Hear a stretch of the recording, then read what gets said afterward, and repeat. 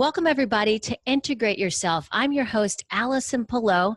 You can find me at pureenergypdx.com.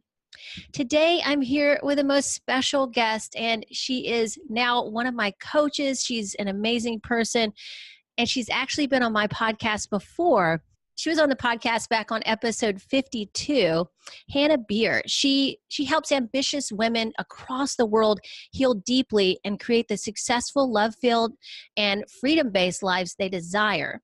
She uses energy clearings, family constellations, and masterful life and business strategy, so you can transcend your current challenges and move into a new level of confidence, creating your abundant future with ease. Hanna has worked with hundreds of women, helping them achieve new levels of success in their love-based businesses. She's also helped people fall in love with the perfect mate for them, as well as grow lighter and brighter and live more abundantly than ever before. So, Hanna, welcome to my show. I'm so glad you're here, and it's really a pleasure to speak with you one-on-one. And talk about you, because you've been helping me so much with me, and we talk about me usually when I see you or we are talking. And so, gosh, I have so many, even though you know a lot about me and I feel like I know somewhat more about you, I still don't know everything. So this is why I wanted to have you on the show. And I also want to share with everybody how much you've helped me really open up and expand into more of who I am, who I really want to become. And it's really given me so much support and grounding so that I can actually do so much more and not feel like I'm depleting myself or feeling overwhelmed. I can handle so much more of a load as far as clients go. I can handle so many more clients now. I feel like I can now do this podcast by myself, and that's one of the reasons I decided to do that. I feel like I can just express myself so much more clearly. So that's only a small list. I've experienced so much more. So I just want to thank you. I want to show you so much gratitude, and thank you for being on my show today. Oh my God, what an introduction. Thank you so much, Allison. Yeah. Amazing. I'm so happy to be here. I was really nervous and excited. I was like, I get to be back for a second round. It's really an honor. Thank you so much for having me. Oh, you're so welcome. And I just want to say that I'm just so glad that we ended up working together, because there are so many things that I didn't understand that really go on behind the scenes in your internal self. There's just so much that we don't know how to navigate. We're not taught these things. They're not taught these skills in how to navigate our internal self and then how to express that and create the world we really want to be in and be that person in that world, So you teach people this, and I really didn't even know that this was possible until I met you, to be honest with you. I didn't know there was such a system. It's interesting because it's intangible, but it's actually something that is systematic in a way where you can see results right away. You can see the fruits of your labor very quickly, which is so interesting to me. And so what I wanted to do is, because I just want to remind everybody that Hanna was on episode 52. And so if you want to know more about her story, what we talked about was her comedy career and her the family constellation. She actually did a healing with us in the show, which was really incredible, and it gave everybody an example of how she helps people. But today I wanted to go into a little bit more about the origins of family constellations, where it came from, because it's been around for a really long time, but yet a lot of people really don't know much about it. So I wanted Hanna to share that part of it with everybody, but also I wanted to get into the goddess work and what that's all about. That's a little bit misunderstood as well, and how to navigate that. But that's also been around for a long time, and it's starting to come back out, and people are starting to discover how to use that part so that we can actually be more intentional with how we live our lives. So, Hanna, thank you again. And if you wouldn't mind just talking, let's start with the family constellations and talk about the origins of it. I'd really like to hear more about it. Yeah. And I love what you said about us, feeling like our lives are intangible and our emotional wellness is this like weird, mysterious thing. And how do we Mhm. navigate that? And something that I love about the methodology that I now work with after years and years and years of doing what I do and a gazillion people it feels like that I've worked with, I really have come to this point where I now see that it is a very systematic process. So sometimes people come to me and they say, I'm on anxiety and depression medication, or I've been at this level in my business for a long time, or I just feel like I can't find a mate for me. Like, no matter what happens, some people ask me, am I cursed, Hannah? What the hell? And it always feels like life is this mysterious thing that we can't figure out. And then people are oftentimes really surprised when I say, these are the 5, 6, 7, 8 steps we need to take for you to, double your income, find the right person for you, get off those, medications, or for you to just feel free and excited again, for you to stop binge eating, whatever it is. And oftentimes people kind of in the beginning, they're like, yeah, I want that. But they don't really believe that it's really a systematic thing Right. that would work for them. And I always say, as long as you have a brain and a nervous system and a family system, as long as you're human, it's going to work on you. Yeah. It's a predictable process. And that's something that, family constellation therapy has also really taught me, because family constellation therapy has kind of a couple different foundational elements. One element is epigenetics, which Mm. is a branch of biology that explains how trauma and patterns are being passed down from generation to generation to generation. And there's different research that says different things. Some people say about 8 to 10 generations back are still affecting you. Some people say much more than that. Some people say 6. I kind of agree with the 8 to 10 is what I find to be true for most of my clients.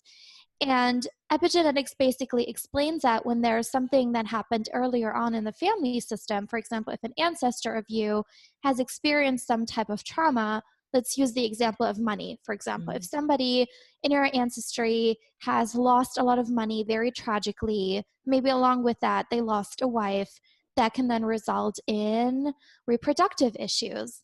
That can result in, impotence for men, or it can result in very wonky family patterns where it seems like everybody just loses money all of a sudden, or people just don't go into entrepreneurship anymore, or Right. people just kind of have this hypervigilance programmed into their nervous system, which can then show as anxiety and depression later on. And that's because oftentimes the traumas that our ancestors have experienced haven't fully been processed. Mm. So in nature, when, say, a deer gets chased by a wolf, after the chase, when the deer is able to get away, it starts to shake. So this is kind of a natural response, but oftentimes our ancestors were in really dire situations and they didn't have the luxury of fully processing the trauma.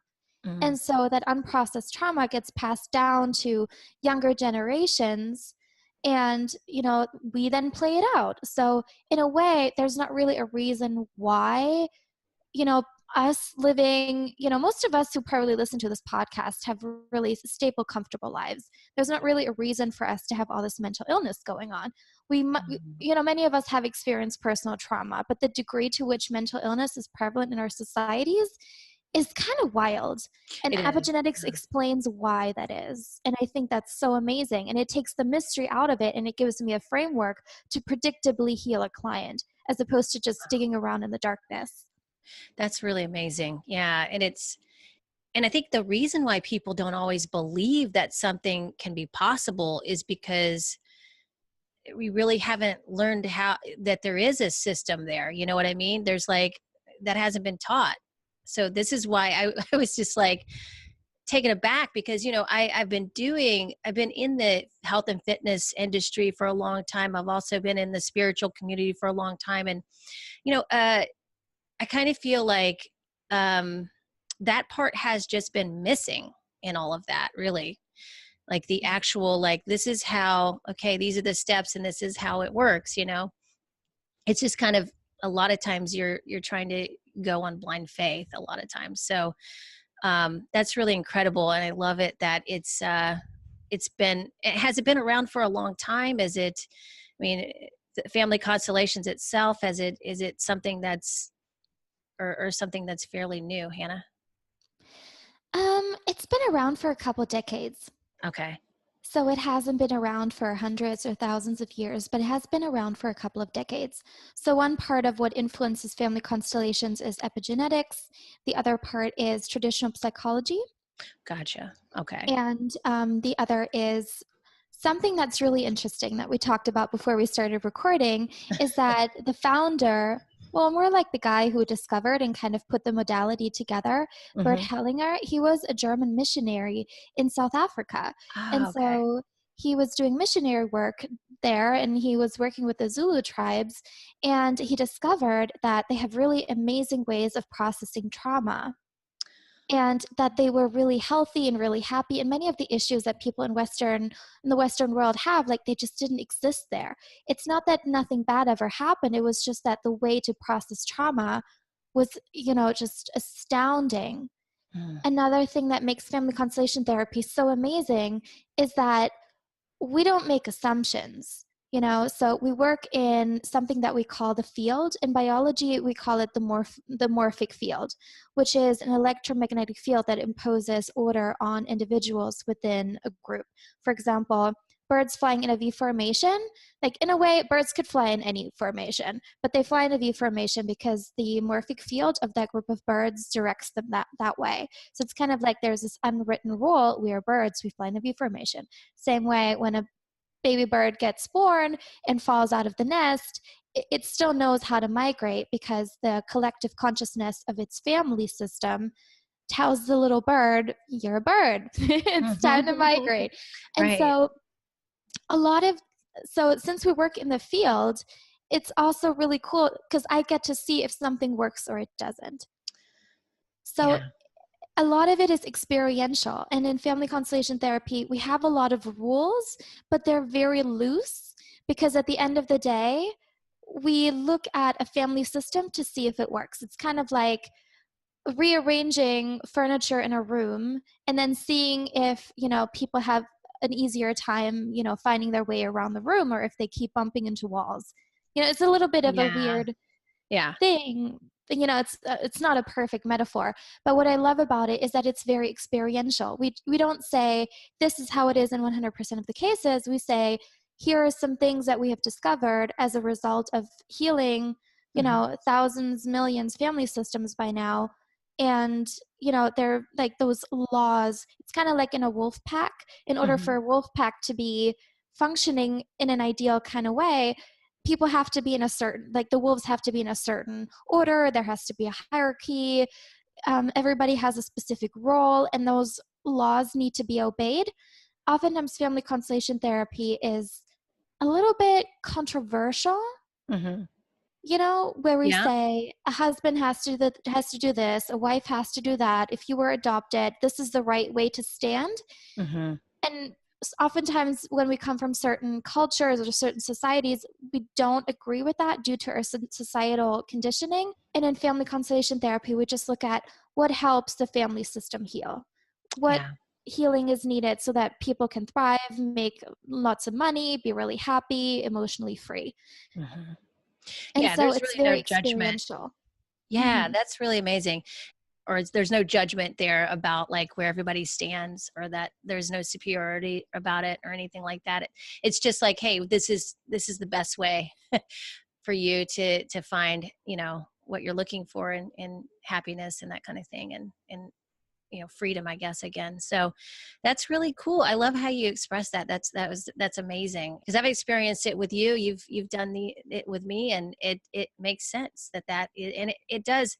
I have to say, from personal experience, it really it there is a huge catalyst for transforming your external world after you go through one of these healings, because when things get put back into place again, or when they feel like it's kind of the way it needs to be, then your external life starts shifting, and then you see all these changes, right? And it's kind of amazing, but almost like I couldn't believe it when it was happening. I was just like, oh my God, like, this is incredible. But all good, like really good. And then I feel balanced again. But before that, I had no idea why things were out of balance. So that was really an incredible experience for me for sure. Yeah. Yeah. And you've been doing so well. Well, thank you. You've been so fun to work with, and you've been making those crazy breakthroughs. And I get it a lot that people don't really believe it because nobody really diagnoses you. Nobody really tells you what Yeah, modality is right for you. I work completely differently with people who are traumatized versus not traumatized that makes because their sense. nervous systems and brains work completely differently. But then we go into self-development because we have an issue. And then we read 20 books, work with 10 coaches, and it's not working. And that makes us believe that there's no predictable way to get there. And I beg to differ because there has to be a predictable way. Because at the end of the day, even if science hasn't fully caught up on it, I'm a very scientific person. I'm like, this can't be a coincidence because just like a brain chemistry changes depending on the trauma you've experienced, it also has to be possible to change it back. So why wouldn't we be Right. able to do that in a predictable way? And why wouldn't there also be predictable changes in your external environment, whether Yeah. that shows as you, I don't know, making more money or whatever it would be. Because we're highly adaptable beings, we adapt to anything. So if you think about it like that, of course, if you then adapt back to a state of balance, then you can get there for sure. So I can see that that's totally makes sense. I really want to get into this goddess work thing because you and I have definitely, you have worked with me on this, but I wanted does it have a lot to do with the clearings that you do with me? Is that kind of where the goddess work comes into play with our work together? Okay, I'm going to dissect it a little bit. Okay. Yeah. So, okay, so I do family constellations, which are Hmm. designed to fix your family system, which basically gives you a foundation on which to build your life. And I do energy clearings, which work on your individual consciousness, any Gotcha. personal hiccups that you've experienced in your life. And then I do goddess activations, which is all the Ah, goddess work. okay. And this is where we work with the 13 moon archetypes to help you fully awaken all parts of you. Cool. All right. That makes So sense. I do so much stuff. It can be Yeah, you confusing. do. You do. So we haven't even gotten into the goddess work yet, I think, right? Is that true? Or have we? Well, Yeah, that like, depends on whether or not you've been opening your emails this month. well, yeah, I did see that email. I haven't had a chance to dive into that one yet, but yeah, I was excited to see it because it looked really, really interesting. Um, so that's how you're integrating that part. Okay, so now I see. That makes total sense. See, I'm learning, Hannah. Yeah. Um, Even though I've gone through it, I still have to kind of put it all together afterwards. But yeah, so can we talk a little bit about that since I'm getting ready to dive into that part too? I'd love nothing more. Where shall Okay. we start? Wherever you want. Like, what's the easiest place to start? Like, what is goddess work? I guess we could start there, right? Yes. So goddess, okay, I'm just going to start with my personal story. So Sounds good. all my life, I've been very clairvoyant, which means that I see energy. So when I look at a person, or even just if somebody tells me somebody's name, I can kind of tune into their energy and I see colors around them and I see chakras and I see dark spots, which would be their blocks. And I can just kind of read what's going on in their lives if I choose to. And I've had that all my life. And I always thought it was normal. Like if somebody tells me a number, I see it as a color. And Mm. I always thought that was just how everybody else saw it as well. And sometimes, like, some people would think something rude about me, and I would just call them out on it. And they were like, "How did you know what I was thinking?" I was like, "You should really be nicer to me." And I was talking to animals and seeing ghosts and angels. I always thought that was completely normal. But growing up, I also I had depression and anxiety. I had an anxiety disorder. I was anorexic for a long, long time. And I went to high school in Germany. And so when I was 14, I went on a school exchange to the south of England. And for a week, I was around the area of Glastonbury, which is in Somerset in the south of England. And back in Germany, I was really hardly even alive. Like I was extremely skinny. I was suicidal. I was in a very, very bad state. And then for that week that I was in England, everything completely changed. Like I wasn't even in Glastonbury, which is one of the sacred sites for goddess work, but I was just around that, and just the energy of that place just made me feel high. Like I never knew Wow. happiness like that. And I just got downloads and downloads of me working with the earth and doing priestess Wow. rituals and wearing like long robes and being in sisterhood. And I just kind of saw it and I was like, well, that's trippy. Right. And I didn't think much about it. I just thought I probably had lost my mind, or it was just another weird thing that I can do that other people don't seem to be able to do. And in hindsight, I now see that I was very close to a sacred site that is called the heart chakra of the earth. So you can all Google Glastonbury if this like interests you. It's a beautiful, beautiful sacred site that celebrates the divine feminine. Mm. And in the myth of Arthur, there are actually many priestesses coming up. So Morgane is a priestess, and there's a beautiful book called Mists of Avalon by Marion Zimmer Bradley, I think. Mm-hmm. It's a really amazing book. It's not 100% right based on my own remembrance of what it used to be like. But I just basically remembered being a part of the Priestesses of Avalon. I basically had a download of me in a past life. And later, like years and years and years later, I enrolled in my first life coach training, and the lady there taught about the 13 moon archetypes and goddess work. And then I went to a couple of retreats, and I was like, I remember how to do all this stuff. I Wow. remember how to heal people. I remember all this. I remember all this stuff. I remember being a high priestess. I remember the songs. I remember it was as real That's as that. incredible. I also spoke French without ever having really learned it. Wow. When I started French in school, I was like, I speak this language. I just started reading books, and I went to France as a nanny. And then I started thinking, well, Mozart was really Huh. good at playing the piano and composing music when he was little. And then I read some things about him where people said, well, he was already a composer in a past life. It's just that he remembered all that. And I was like, Wow. well, that makes so much sense. So maybe I'm That, not crazy. that's amazing that you were able to put all that together and do some research and look into it. And yeah, I mean yeah, that would make sense. I mean, why else would you just know how to do it all like that? I mean, that's incredible. Even though, like have you read Many Lives, Many Masters? I thought that's a book about past lives that's kind of talks about how young people have had these experiences or have these memories, and I just think that's so fascinating. Some people poo-poo it and say, oh, that's a hoax or whatever, but I don't know. I think if you're experiencing it, then I think that it's true for you for sure. And so I've definitely had some experiences similar to that with some visions about the Salem witch trials and stuff like that. I think that it has a lot to do with why I am I just wanted to not voice a lot of things, or I was afraid about, doing that. And especially when it comes to the holistic health and some of the more, intangible things to talk to people about. It was like something that I was afraid really to get into. I wasn't sure how to approach it. And so around that time when I was feeling like that, it was like that came up for me and pretty strong.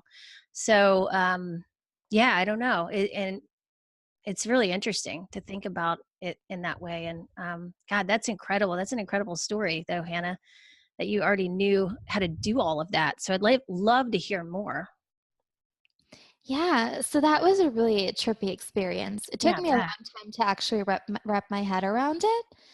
Um, yeah, and I mean, in the real world, I always felt like I didn't really fit into that whole like healer priestess kind of group of people. I always kind of felt like I was such a scientific mind, and yes, I was psychic, but I don't know really. But it just kind of kept coming back to me over and over and over again. I'm also not an ordained priestess in this lifetime.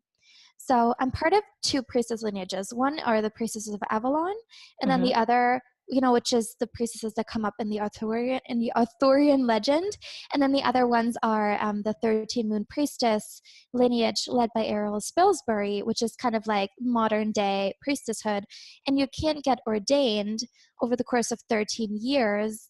And, I'm not an ordained priestess in this lifetime because I have all those active memories that I can draw on. And so I'm not really feeling the call to do it again necessarily. Yeah, but if you're feeling the pull and you want to become a priestess, like that's very much possible.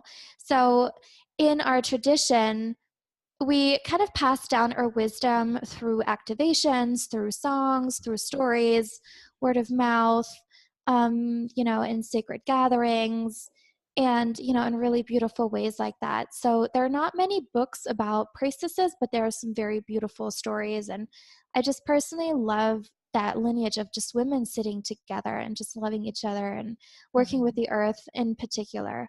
So when I say priestess, by the way, I use it interchangeably with the word witch. Sometimes I tell people I'm a witch, and then people get scared, and I'm like, well, I should call myself a priestess of the divine feminine around those people instead. But to me, it's basically the same. It's somebody who lives in service, who basically lives a life of service, who helps people connect to their bodies, who helps people heal, who's like a wise woman, a healer, a guide, who's a little bit more sensitive, which means that she can more easily tap into the divine and help people connect in that way. And so it kind of makes a lot of sense because I'm a healer in my profession now too. Yeah, it makes total sense. And you're so good at it. When I met you, I was a little bit taken back because I had been, like I said, I've been in the spiritual community for a long time. I'd been with a lot of healers throughout the years. And I just wasn't expecting someone to be such a powerful healer and to be so young. I mean, you look young. You're probably a little older than you look. I don't know how old you are, but I won't ask. but but I just, I was like, wow, like how is she so good at this? Like, and how she's, I mean, energetically, I could feel like, wow, you really know what you're doing. You got this. And so I was just like, this is incredible. And I'm pretty picky about the people I work with, I have to say. Like, I have to say, if I choose you, then you're really good, because I like anybody in the healing realm like that I choose has to be like amazing. So Oh, that honors me. I'm really, really picky.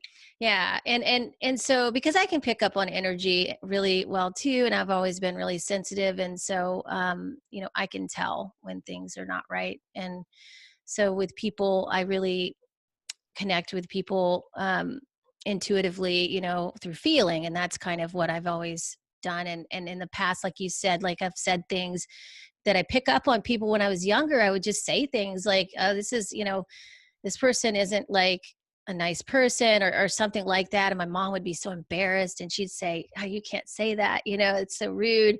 I'd be just like, I'm just saying what what I'm picking up on, or whatever, or what I think is true. And I wasn't meaning it in a rude way or anything. I would just honestly just tell people what I was picking up on. So it's really interesting to really, tap into that and find other people who are doing such great work.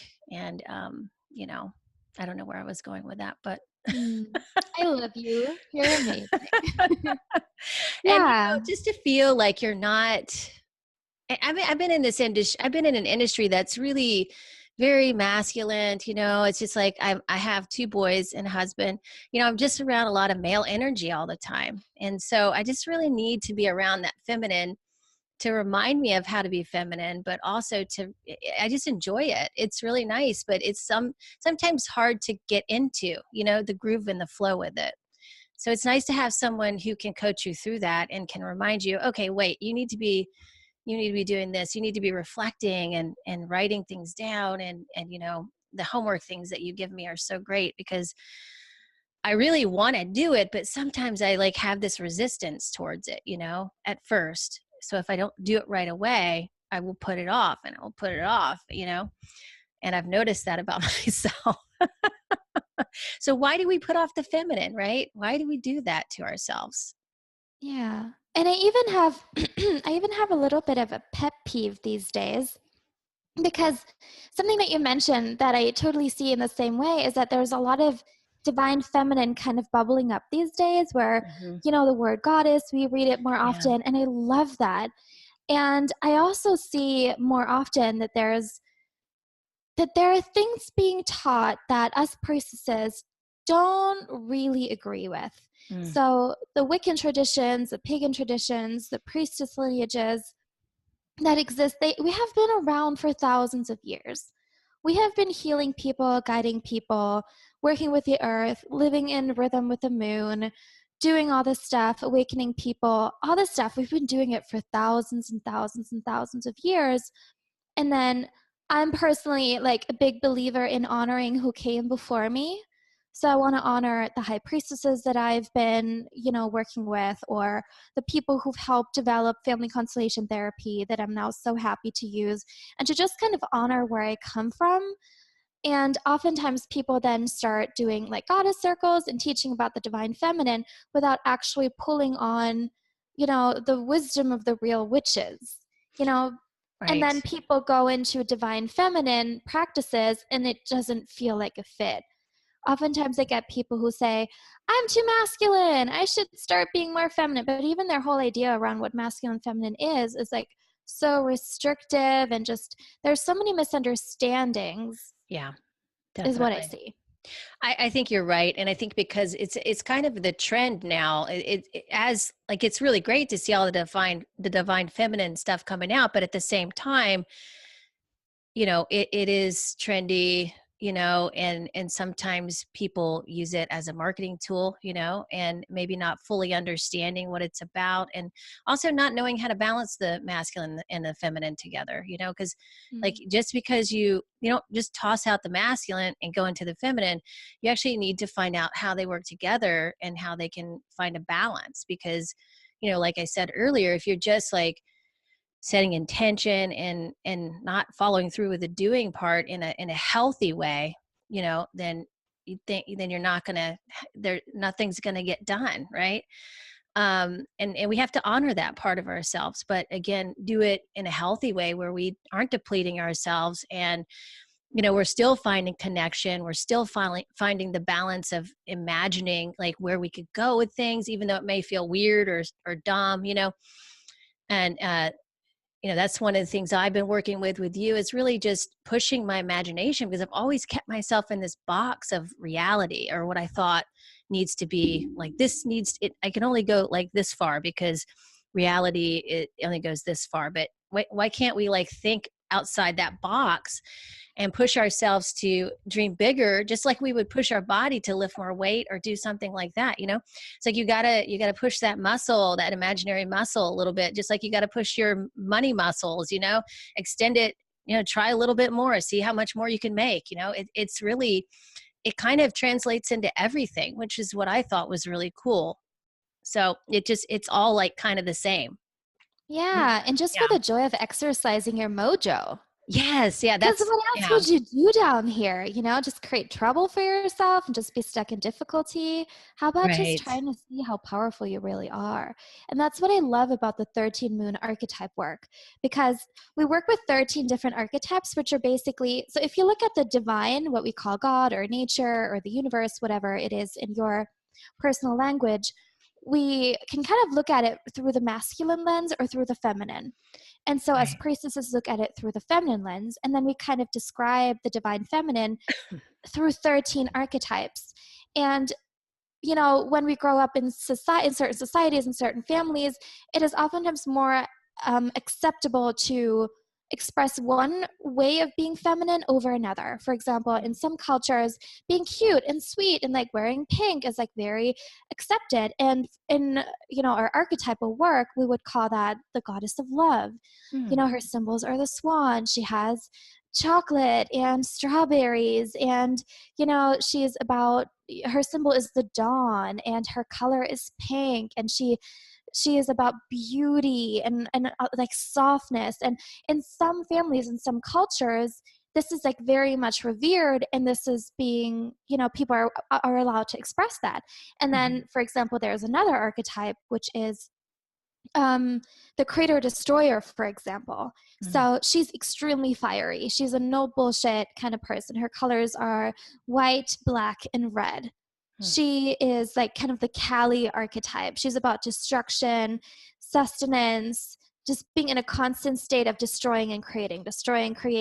And so many people oftentimes come to me and they say, I'm in this destroying, creating, like do kind of thing. And all the like people who teach about the divine feminine say that that's not feminine. And we say, it is a part of the feminine. If there were a goal to archetypal work, it would be to awaken all 13 archetypes within you, bring them into balance so you can express all aspects of who you are. The Queen of Death part, the Creator Destroyer part, the Goddess of Love part. And it just kind of enriches you because you are able to be everything, as opposed to just whatever is accepted in your society. And this is where my perspective is very different from what is mostly taught when it comes to divine feminine and divine masculine, because there's just such a bigger variety, and you just can't sum it up in one sentence, which is what I see happening a lot, though. Yeah, I didn't know that. And but I can see it now that you say that and you put it that way, because that makes sense. I mean, it's like, there's a lot of times where you're being coached and you're getting kind of pushed into like, this is how we need to do it. This is how it needs to look. And, but I love how you're letting that person create it for themselves. So like, and giving the permission to be all those parts, because some of them are prettier than others. Right. And that's okay. That's part of who we are. And we need to be that way sometimes, and we need to see all those aspects of ourselves.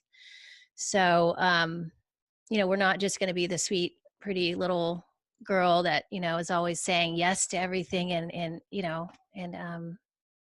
cute and all those things all the time. Sometimes we're going to be, there's going to be some messiness involved, some dirtiness involved, and that's okay, because that's part of it. Yeah, and even moving with the rhythms of nature. Yeah. I just recently transitioned all my clients, because I used to always read them and then give them a goddess archetype to work with. And now I set it up in a monthly format, so there are 12 archetypes, one for each month of the year. And so we move with the cycles of nature, which makes a lot more sense. The 13th archetype is actually the ecstatic goddess of ecstasy. She is the rainbow. She is the one who encompasses all the other archetypes. And so the game to play is to see what parts of you are repressed. How can we bring this out and bring it into a state of balance? And then, just imagine if you are able to bring all parts of you into balance, how resourced and how powerful can you be? If you can tap into your discipline, into your abundance, into your joy, into your lovemaking, into your creativity, into all those things. And every single archetype covers all those parts that you are that you might have repressed. The goddess archetype that talks about the perfect integration of feminine and masculine energies is the Lady of Communion. So she is the forest ingenue. She is the goddess who walks through the woods. She has like this bow and arrow on her head. She wears a green dress, a golden circlet. There's deer around, unicorns. Her symbol is the pine cone. And then she's the perfect embodiment of masculine and feminine energies, because her mantra is, I intend, I empower. So you can just kind of visualize pulling back the bow and arrow. You're fixed on your target. You pull back like perfect precision. And then there's this moment of surrender. Yeah, I think that's where I'm at right now, for sure. I can relate to that. Yeah. Yeah. And many of us feel drawn towards one archetype more than another. But this archetype won't let us, just like a good yoga class won't let you leave when it gets difficult. It kind of gently and lovingly stretches you into those parts of you that you've been suppressing, because those are the exact resources that you need in order to enrich your life in the way you want to enrich it. That's what I also love about practicing Ashtanga yoga. I have to do everything, all the back bends, all the handstands, all the forward bends, the entire thing. I can't just, practice yoga with a yoga teacher who's just personally really into hip openers, and that's what I'll do for the end of my life. The same Right. is true for a system like the 13 moon archetypes. It Mm. stretches you to be your whole self, even if there's voices in your head that say, I can't be disciplined, I can't be bold, I can't be soft, I can't be creative, I can't be intuitive, I can't be everything, I can't be dark, I can't be nurturing. Because we Mm. all have stories like that. And it just Yeah. really stretches you into those parts of you that you'd rather not express, but that you really probably should kind of Yeah. bring back into balance.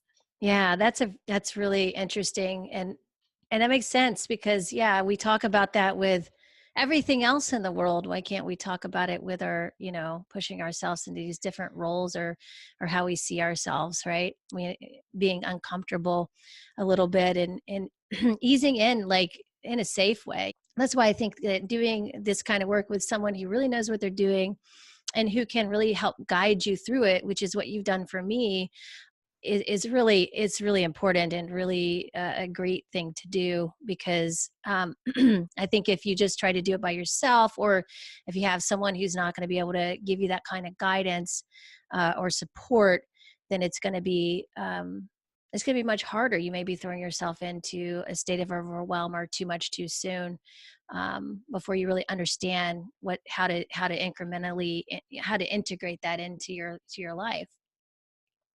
Yeah.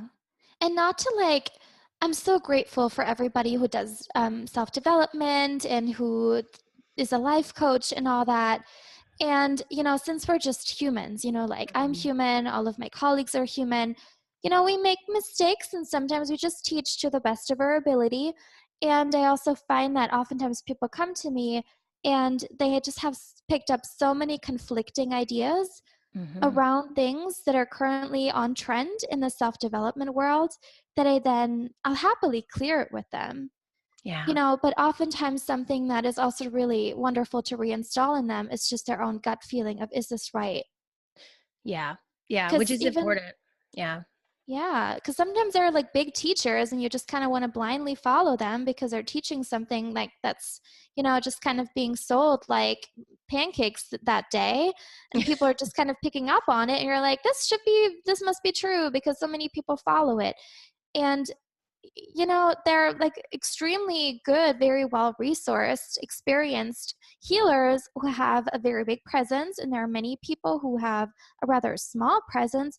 At the end of the day, just kind of, if people could just trust their gut a little bit more, I would kind of love that because then people wouldn't spend so much money on coaching and resources that may not actually help them. Mhm. I mean, for all of us, this is probably a good step on our journey anyway, but to just Yeah. kind of trust that a little bit more. Yeah, is that what you learned? You took a lot of different courses, and did you feel like you wasted your time on some of it and could have gone back and done it a different way or Yeah, sometimes my yeah. clients ask me, Hannah, how did you build your business? And I'm like, don't do it my way. I can tell you, based on the gazillion mistakes that I made, what I would do differently. But let's not waste time talking about what I actually did on our session together. Well, there's my first life coaching certification definitely wasn't great. Yeah. And then I joined a mastermind, and that was something that really caused me to completely reconsider how I choose to do business. And there was just a lot of not honoring contracts, a lot of promises were made that weren't really kept, a lot of like empty marketing and Mhm. just over promising, under delivering. And it shocked me. And from there, I kind of had to look around in my industry, and I even made the decision, I don't think I want to be a coach. Like, if this is kind of the level of integrity that's going on in this industry, I do not want to be associated with people like that. And then I heard more stories of people going to jail, people Oh, being wow. sued, people having 6, 7, 8-figure launches, and wanting like so many refund requests. And I thought to myself, what the hell is going on in this industry? I do Right. admit the coaching industry is kind of like a baby. It's kind of like in the phase where it's throwing a tantrum. But I always thought to myself, if I really do run this healing business, like I want to be known to deliver. Mhm. Like, if there's one thing people know about me is that Hannah delivers and never makes empty promises. And that was something that I kind of got shocked into, where I met like big names in the industry and I found out, oh my God, they're bullies in real life.